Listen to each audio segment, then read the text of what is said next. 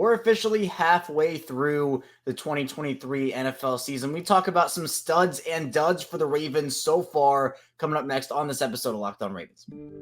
You are Locked On Ravens, your daily Baltimore Ravens podcast, part of the Locked On Podcast Network, your team every day.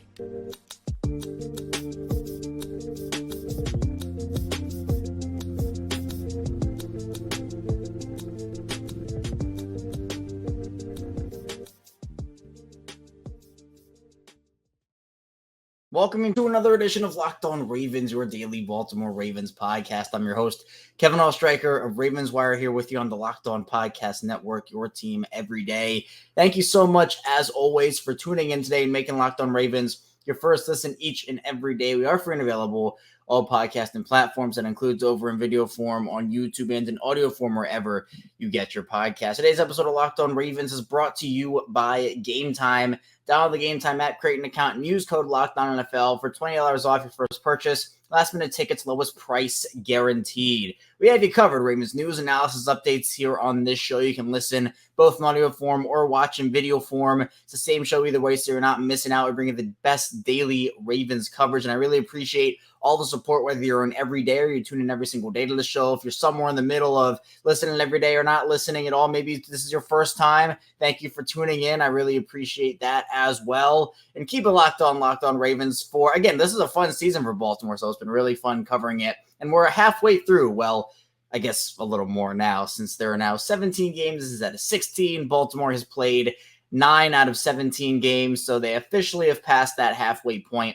And I wanted to just do a general episode today on some studs and duds for the offensive side of the ball and the defensive side of the ball. We'll throw special teams in there too. But in the first part of the show, we'll do offensively, second part defensively. Then we'll get into a bit of a Ravens-Seahawks wrap-up in the final part of the show.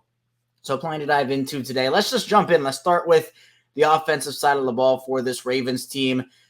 One that I think when you talk about the offense, it's been up and down, inconsistent. I know inconsistency is a big word we've used here on this show many a times when it comes to the offense, but I think you have to say what it is. And Lamar Jackson has been an absolute stud this season. Tops in the league in completion percentage. He has completed 71.5% of his passes. He has been so efficient this year.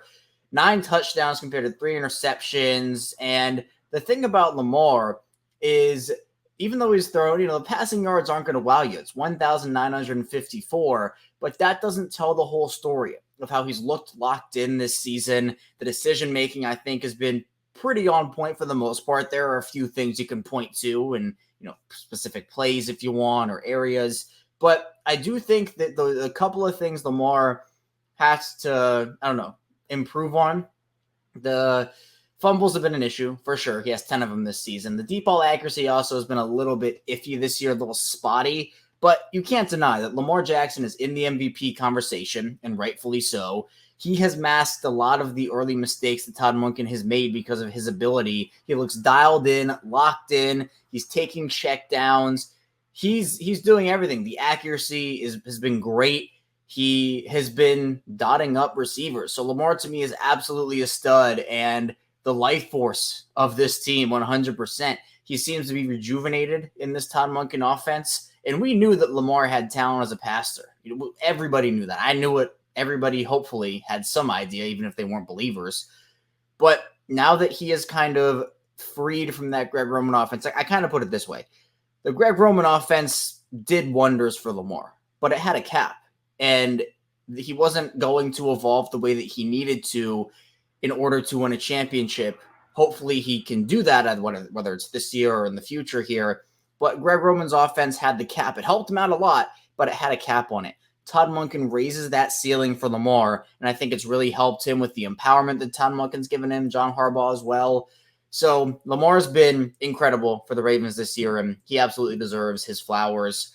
I think, if you want to talk about a stud just for one game, Keaton Mitchell definitely was that for his Week 9 performance against Seattle. Now, he's only played in 3 games this year, didn't really have a carry. In fact, did not have a carry until the Seattle game.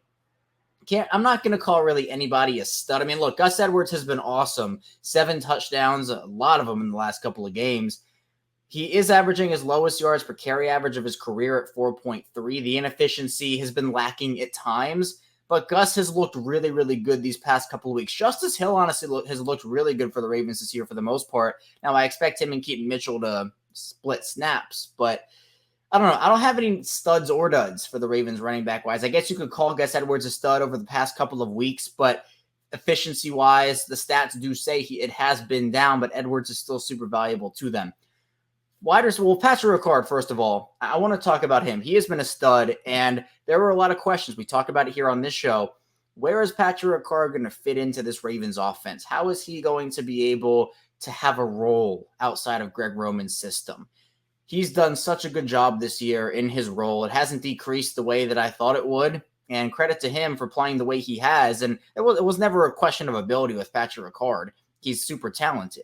But he has found a role in that offense. Todd Monken is utilizing him, and he's done really, really well. Now, wide receiver-wise, I think everybody knows where I'm going with this one. Zay Flowers has been the stud of that room. As a rookie for Baltimore, through 9 games, he's put up stats that are probably going to break some records this year, rookie-wise, for Baltimore. He has caught, it is incredible to kind of say these numbers from a rookie wide receiver perspective. 45 catches, 472 yards. Now, only the 1 touchdown. Actually has not scored a touchdown in America yet. He scored abroad against Tennessee. So still looking for that first American touchdown. But he has been everything and more so far for Baltimore. The route running has been exquisite. I'll use the word exquisite because it has been. It's been awesome. He's getting open. He's finding space. There have been a couple of rookie mistakes. We can identify that, but that's okay. That's part of the growing process. If you were listening to me on Locked On Ravens for a while, if you're an everydayer, if you listen to me this season, maybe you caught me with my bold prediction episode before the season. Maybe you've heard me reference it. I thought Zay was going to be the number 1 receiver by the time the season ended. Well, he was the number 1 receiver by the time week 1 ended. And I think that leads to the next part of this where, based off of expectations, and while they have looked better, so far Odell Beckham Jr. and Rashad Bateman have been duds. And again, they've looked great over the past couple of weeks, but I think the expectations for both those guys, compared to where they are now, they have not lived up to those. And this is just first half stuff. Again, if they continue to ascend and look the way that they have, you probably take them out of that category because, again, you don't need those guys to be 1,000-yard wide receivers and make play after play after play after play. But they were injured for a time, wasn't a lot of production. And in terms of production for both of those guys, for Rashad Bateman, 17 receptions for 180 yards and no touchdowns. Odell scores his first touchdown in week 9. He has 19 catches for 218 yards in that score. So through 9 games, again, not a lot to show for those two right now. But again, it's not all about the stats. As I talked about with Lamar and his efficiency, Rashad Bateman has looked really good. He's popped on tape the past couple of weeks. Odell, they've moved him into the slot a little bit more, and he is cooking from the slot. So I'm hopeful that those two will be able to make some noise as the season goes on. Nelson Aguilar I'd probably put as a mini stud, all things considered. He's made some really nice plays for them. Tight end wise, what else can you say about Mark Andrews? He's been an absolute stud for them. Not really a ton I have to say about that one. Andrews is really good. Him and Lamar have that special connection. He's been incredible. I'd say a dud might be Isaiah Likely, and maybe even Charlie Kohler if you want to put them in that conversation. I think I was just expecting a little more from both those guys. Likely really hasn't gotten a lot of run. 8 catches for 84 yards. Some of that coming in garbage time against the Seahawks in week 9. Kohler really, hasn't had anything. He's had 1 target this season. But Baltimore hasn't really had to utilize these guys. And honestly, their system does not rely on the 3 tight end sets that Greg Romans did. So it's not surprising, but I would like to, and again, part of this whole studs and duds thing is sometimes it's, whether they're being utilized or the production. So sometimes, it has to do with the player more than the utilization. Sometimes it's the utilization more than the player. I just don't think Likely's being utilized a lot, and it hasn't translated, obviously. So that's why I have that the way it is. Now, offensive line-wise, this one is really interesting to me. Baltimore's offensive line, I think each player has had their struggles. Kevin Zeitler took a little bit of time to adjust early in the season. He's looked great. He's been a stud for them. Tyler Linderbaum, he's been a stud. He has been incredible in the middle for them. John Simpson. I'm going to give John Simpson a mini stud. He's had his struggles. That was, early in the season, had his struggles. But he has looked really good. He's been super physical, driving guys off of the line. He plays the way the Ravens want to play. They're a physical team this year. John Simpson is physical. Those three guys, I'd give a lot of credit to. Patrick McCary, too, has been awesome in fill-in duty. Morgan Moses, he's been solid. I wouldn't put him in his early season was awesome, and I'd probably put him in the mini stud category. But Ronnie Stanley, let's talk about Ronnie Stanley. Ronnie Stanley, I would probably put in the mini dud to dud category, and the reason I put him there is because of the contract and some of the plays we've seen. Stanley's had some trouble dropping anchor this year. He struggles a little bit with that now. Now, a lot of it's probably attributed to the injury he suffered a couple years ago against the Steelers, and I don't think that anybody fully expected him to, come off of that injury and just everything back to normal, right? There was always the risk. There was always the possibility that he just wasn't going to be the same player. And I'm not trying to blame anything for it. I'm not even saying Stanley's been terrible this year. He hasn't been terrible. He's had really good moments. And I think outside of a couple of really, really bad plays, he's been fine. But when you talk about contract compared to production, Ronnie Stanley's getting paid a whole heck of a lot of money. And so that's why I put him in that category. He got beat really badly by Boye Mafe, got trucked by Leonard Williams last week. Again, I'm not saying Stanley's a bad player. In fact, I still think he is good. But again, it's production cost. What's the production you're getting based off of the cost of the contract sometimes? And for Stanley, I'd say some moments have been pretty disappointing. His play has resulted in multiple Lamar Jackson strip sacks, and so to me, I'd probably put him in that category. But again, good player, but hasn't been the Ronnie Stanley we're used to, I don't think. Coming up, though, in the second part of the show, we'll flip over to the defensive side of the ball, talk about defensive studs and duds from the Baltimore Ravens first half of 2023. So be sure to stay tuned, plenty to talk about on the show. First, this episode is brought to you by Gametime.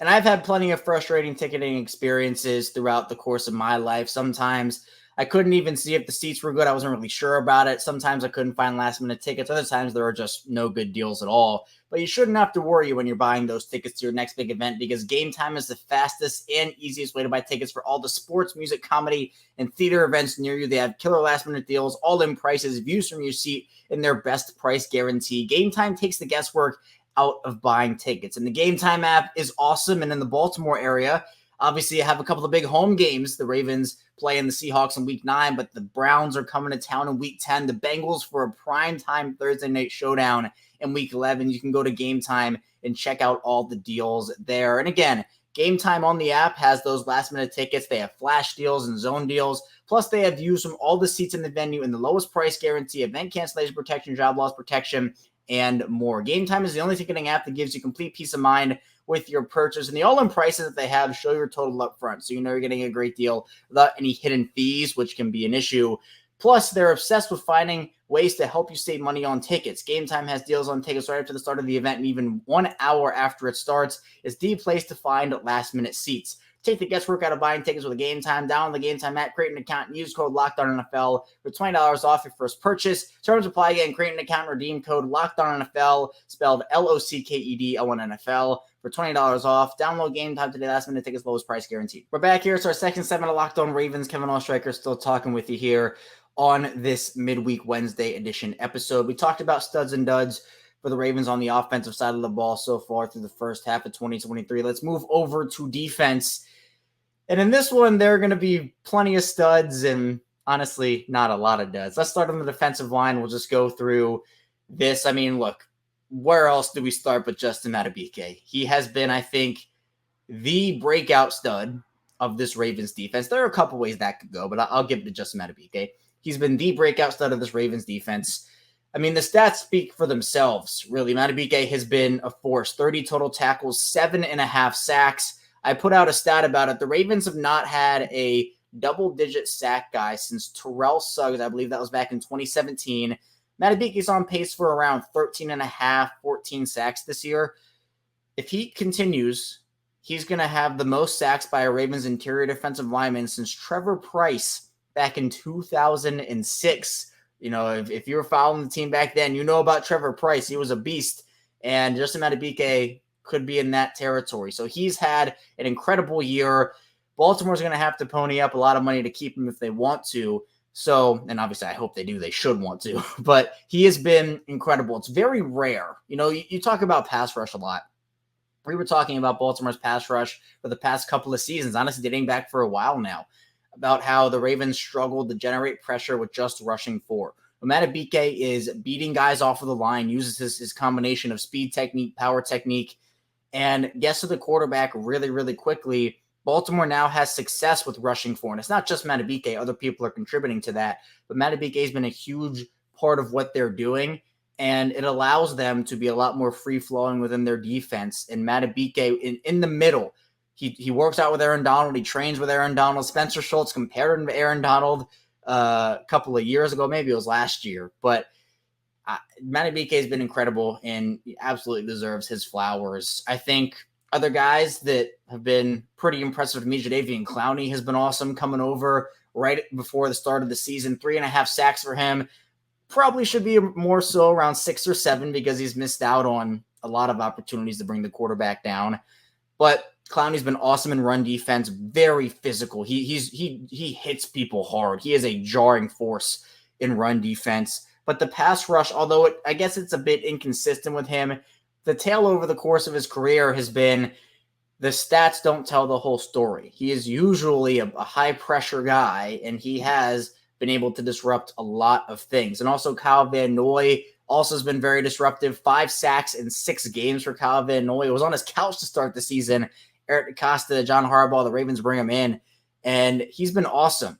Otherwise, the other guys on the defensive front, going back to the interior, Michael Pierce has been awesome this year. He's been a force. You got to double team him. He's just too large of a man not to in the best way possible. And one thing that I said about this Ravens defense is their ability up front to get their hands on the ball, to bat balls down. Michael Pierce, Justin Madubuike, Kyle Van Noy's been awesome at that. Odafe Owe, Clowney, all these guys, they get their hands on the ball, and it's very underrated. Something that I think a lot of teams take for granted is, just put your hand up, see if you can get the ball. Baltimore makes a very huge effort to go out there and bat the ball down. It's an incompletion. It forces the offense into tough situations. So Baltimore's been awesome this year in terms of doing that too. I guess if you're looking at stats, Broderick Washington hasn't done a ton. I'm not putting him in dud category or anything, but Broderick Washington hasn't, had, I think, splash plays this year, and he pops on tape. So it's not a stats thing where it's just the stats. But I think for Washington, after signing the extension, I don't know. I was just expecting a little bit more, I guess. Tavis Robinson, I want to put in the mini stud category. He's had to play a lot of snaps. I didn't think he was ready to play as many snaps as he's played. He's been awesome for them. 13 tackles and put in a lot of high leverage situations, especially with all the injuries Baltimore went through early on in the season at that position, especially with, Tyus Bowser not being back yet, David Ajabo, Odafe Owe had to miss some time, so that's been great for him. Linebacker-wise, in terms of inside guys, Roquan Smith, Patrick Queen, studs, 100%. Roquan Smith being Roquan Smith, Patrick Queen picking up right where he left off last year. Both those guys have been awesome. Roquan Smith is only 26 years old, Patrick Queen only 24. If the Ravens do decide to keep Patrick Queen around long-term, it's going to be awesome to have those two roam in the middle for Baltimore for years to come. Corner-wise, Brandon Stevens deserves a huge shout-out here. Brandon Stevens has been all over the place in his career, comes into the league as a corner at SMU after making the transition from running back to corner in college. The Ravens move him to safety in his first year. Then they move him back to corner in his second year. This past offseason in his third year, they're going to move him back to safety. Baltimore was going through so many injuries with Marlon Humphrey and a lot of other guys. They had to move him back to corner. And I don't think he's leaving corner. He's been that good for them. Shut down opposite of Marlon Humphrey. And for a time, the Ravens' number one corner. He is a big reason why the Ravens have been very consistent in the pass defense area. Mini stud award, Ronald Darby here. I thought that early in the season he provided a lot of good snaps. Hasn't really played as much, and we haven't really seen a lot of him as the season has gone on, but he's been good. A dud is Rock Ya-Sin. I just don't know what happened with him, honestly. I think not a lot of people do. He was expected to play a big role, essentially be Baltimore's number 2 corner, and despite being healthy, he was injured during the training camp portion and everything, but hasn't really played for them a lot. And I don't really know why. I don't really understand why, but Baltimore hasn't really needed him this year. But it has been a kind of a dud thing because I was expecting more. Arthur Millette also deserves to be a stud in this as well. He's been awesome for Baltimore. I had doubts, and I'm very glad he proved me wrong. He's been someone who has kind of played with a chip on his shoulder all year. And the Ravens, when they have a solid operating slot corner, their defense, their efficiency, their potential, their ceiling, it all skyrockets. So shout out to him. Let's go to safety. Stud, Geno Stone. Geno Stone has been incredible. 6 interceptions, leads the entire NFL. All these Ravens in contract years just balling out. Geno Stone, no exception to that. He's been rangy. He's made quarterbacks second guess throwing to him. They still do it anyway. And guess what? He punishes them every single time. So Stone's been awesome. Kyle Hamilton, also a stud as well. Those two have really formed a tandem with Marcus Williams being out. That's been a bit disappointing with the injury luck Marcus Williams has had since coming to Baltimore. But Geno Stone has stepped in and played really, really well. Special teams-wise, I want to give a shout-out quickly. Justin Tucker's Justin Tucker. He doesn't need anything right here. He's a stud. But Jordan Stout has been awesome. He's been awesome for the Ravens this year. Booming punts, ball placement, inside the 20, inside the 10. It's night and day from his rookie season to his second season. Obviously, the expectations going from a Sam Cook to a Jordan Stout, it's tough because it's a rookie punter and you need time. And in Jordan Stout's rookie year, I think he proved that he just needed some time. But this being his second season now, he has looked so good, and he looks to be Baltimore's punter for the very, very, very far future. So Baltimore 7-2, and you talk about the coaching staff. Mike McDonald's been an absolute stud for them. I think John Harbaugh and Todd Monken have both had their stud and dud moments this season, but Mike McDonald has been consistent as ever. He's been incredible. We'll probably get some head coaching looks this offseason. He'll have decisions to make probably. We'll see what happens, but I want to give a shout out quickly to Mike McDonald too. Coming up, though, in the final part of the show, we'll wrap up the Ravens and Seahawks game from Week 9, taking away some more things from that game, so be sure to stay tuned. Plenty to get to on the show. First, this episode is brought to you by DoorDash, and for me, when I'm watching games, sometimes I want to go and get some food. So I go to the fridge, I go to get a snack, and there's nothing in there. So when the game goes to a timeout or it's halftime, there's a stoppage, that's when you know it's time to order with DoorDash. That's whenever the game clock stops, honestly. That's the time you can do it. And there are a bunch of options for you, depending on what food you like, where you want to go. For example, maybe you want the classic football package. So that's pizza, wings, sodas, burgers. Being from Baltimore, big Old Bay wings guy. So if you want to do that, you can order the game package on DoorDash. Or if you want the snack package, you want the chips, the dips, the nachos, you want to make your own nachos, DoorDash has that all for you. Plus, in Baltimore, there are a lot of restaurants that you can order from with DoorDash. Maybe you're a sushi person, you want to get some sushi hana or underground pizza. If you're a pizza person, DoorDash has so many options. They have all your favorite restaurants and stores from retail to grocery. They're all in the app, so you can shop everything you need to get game day ready. So get 50% off up to $10 value when you spend $15 or more on your first order when you download the DoorDash app and enter code LOCK23. Subject to change, terms apply. Plus, you can even get prepared before game day. You can stock up on your favorite appetizers and order all your tailgate gear on DoorDash and get ready to watch your team win. Again, 50% off of the $10 value when you spend $15 or more on your first order when you download the DoorDash app and enter the code LOCK23. Subject to change, terms apply. Again, don't forget to use code LOCK23 for 50% off up to $10 value on your first order when you download the DoorDash app and spend $15 or more. Subject to change, terms apply. We're back rounding out Locked On Ravens. Kevin Oestreicher still talking football with you here. Ravens football, of course. Thank you so much, as always, for the support here. I really appreciate it. We're coming up on 1 million views on YouTube, which is such a cool milestone. We hit 5,000 subscribers a couple weeks ago, so that's another big milestone here. We're climbing here on Locked On Ravens, and I appreciate you taking the time out, supporting me, listening to me, and hearing my Ravens thoughts. You can subscribe on YouTube in audio form as well, whether you're an audio listener or a video watcher. All the same, I appreciate everybody for tuning in. But let's get into just a wrap-up of Week 9, Ravens and Seahawks. Just some final thoughts, some final takeaways from that game. And look, it's a fun game to talk about. I can talk about it forever. It was that fun of a game. Just some general stats. We've talked about those before. But some other things I noticed here is the first downs I mentioned, 29 total for Baltimore, 6 for Seattle.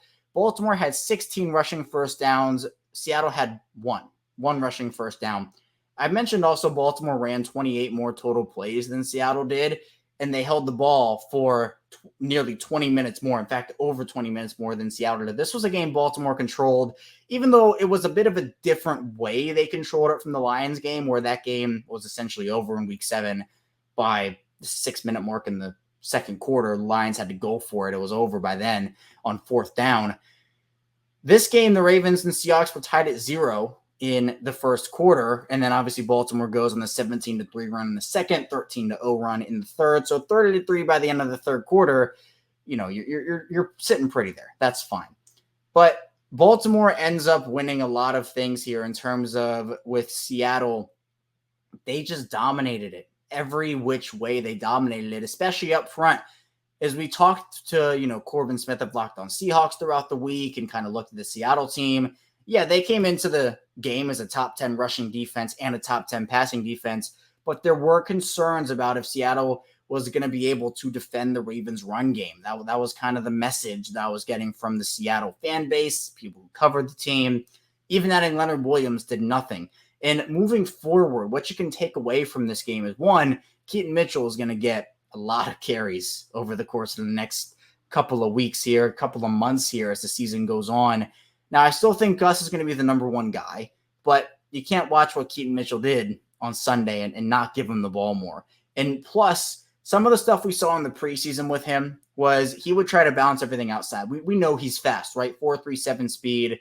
Lamar said that, he'll beat him in a race. It was a funny clip on Ravens Wired from him and Eric DeCosta interacting.